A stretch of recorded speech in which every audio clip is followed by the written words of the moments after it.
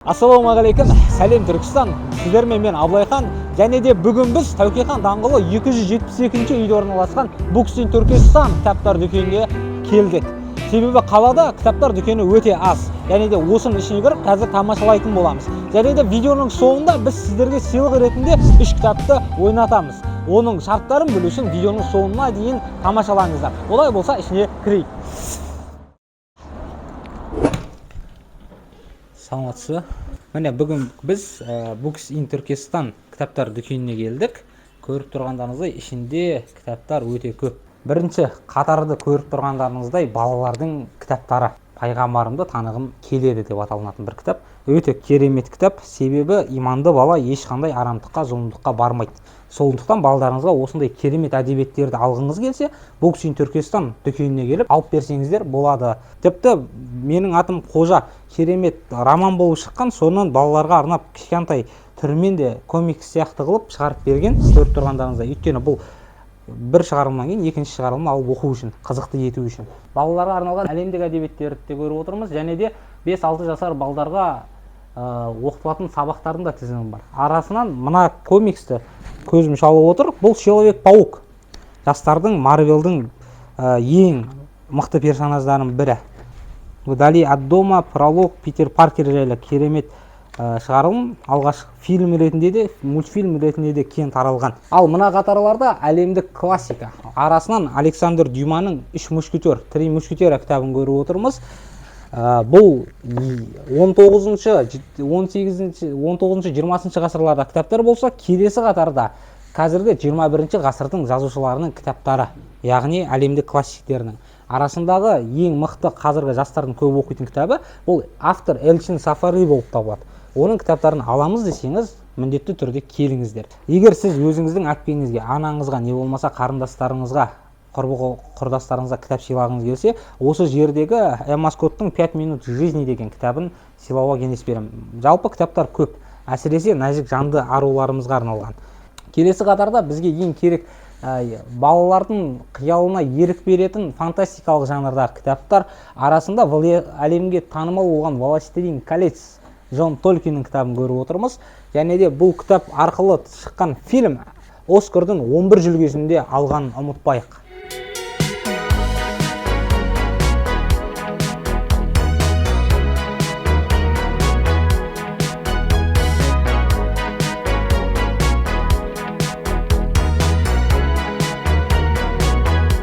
Ал мына екі қатарда сіздің іскерлік қабілеттеріңізді шыңдайтын бизнес-литература кітаптары. Арасында Дейл Карнегидің «Как влиять на людей и выработать уверенность в себе». Яғни сіз өзіңіз белгілі жерде басшы болсаңыз, немесе жұмысыңызда қолбалжитын тұстарыңыз болса, оқитын кітаптар жеткілікті. Келесі екінші кітап бұл Стив Джобстың өмір баяны жайлы Уолтер Айзексонның кітабы. Егер сіз IT саласына қызықсаңыз, және де IT саласында жұмыс істегеніңіз, Google деген кітап бар.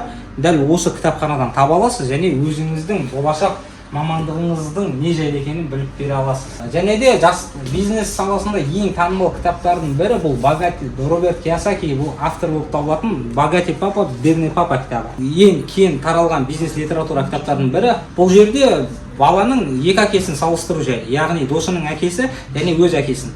Досының әкесі бай, өзінің әкесі кедей. Екі адамның ойлау жүйесін салыстыру арқылы бай әкесінен сіңірген қабілеттері жайлы, яғни адамның өзінде таңдау бар екендігін көрсетеді. Тағы бір кітап, өзім оқыған кітаптардың бірі «Будь лучшей версией себя» Дэн Валшмиттің кітабы. Бұл кітап өзіңізге мотивацияңыз жетпей жүрсе, не болмаса өзіңіздің қолыңыздан бір істің келмейтініне күмәндансаңыз, дәл сөз үшін арналған. Келесі біздегі кітаптардың таңдауы бұл діни кітаптар. Арасында көріп тұрғандарыңыздай барлығы дінге байланысты. Пайғамбарлар тарихы жайлы білгіңіз келсе, осы жерге келіп кітаптар алуыңызға болады. Және де қазіргі уақытта діни салада кітап жазып жүрген авторлар да бар. Солардың бірі әйел кісілерге арналған Марзия Бекайдар ханым, яғни әйел адамдарға арналған кітаптар көп. Ең бақытты әйел бақытының сыры. Жастарға арналған хадистердің де көріп тұрмыз. Егер сіз орыс тілінде жақсы түсінетін болсаңыз, орыс тілінде шағын кітаптар бар, көріп тұрғандарыңыздай.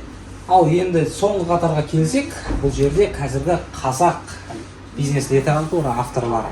Солардың бірі Қуаныш Шонбай. Құпия кітабы. Аманжол Рисмендиев, Данияр Жігітбек деген кісілердің кітаптары.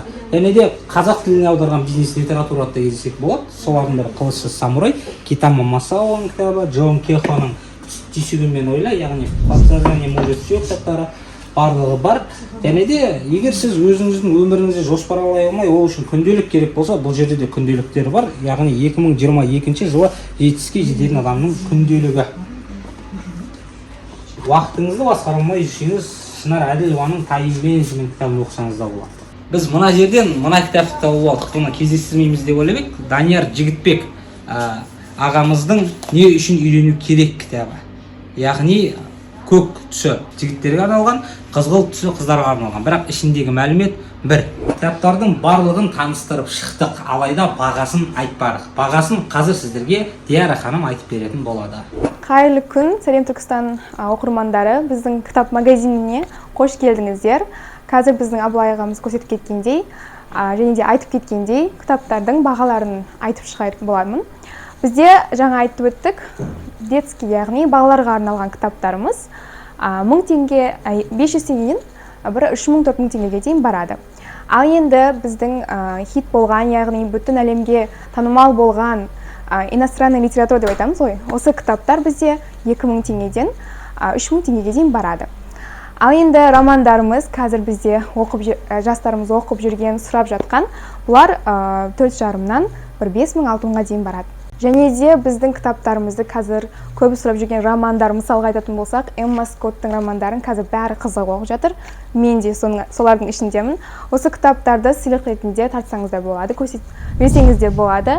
Және де соңғы кездері хит болып жатқан «Мятная сказка» кітабы. Бұл 12 жастан жоғары жастағы балаларға, қыздарға арналған кітап болады. Және де тағы бір кеңес беретін кітабым бұл ученица кітабы, яғни оқуға деген ынтасы, мотивациясы түсіп жүрген адамдарға арналған кітап деп айтсам болады. Және де бізде сыйлық ретінде осындай бокстарды көрсеткім келіп тұр. Сыйлауға және де упаковка сыртына осындай әдемі қылып упаковка жасап бере аламыз. Ал енді бізде барлығымызға қызық, барлығымызға өте таныс болған фэнтези жанрдағы кітаптарды көрсетейін. Және солардың ішінде мысалға қазіргі хит болып жатқан Лисия Нора кітабы, бірінші және екінші, үшінші кітаптары барлығы бар. Және де біз барлығымыз көрген, білген «Сумерки» фильмінің кітаптарыны көрсеткім келіп тұр. Автор Стефани Майер. Бағасы бізде әртүрлі болып келеді. Мысалға 4,5-нан 6000-7000-ға дейін барады. Қазір біз көріп жүрміз, барлығымыз біліп жүрміз мотивационный самообразованияға және де психологияға қатысты кітаптарды соңғы кездері көп адамдар оқып жатыр. Танымал актерлар, бизнесмендер, футболистер, миллиардерлердің барлығы өздерінің интервьюларында көрсеңіздер айтады. Яғни қандай кітап? Психологияны айтады. Неге? Себебі психология адамның түп-түбін, негізін өзгертіп, сіздің болашағыңызды жақсартуға көмек береді.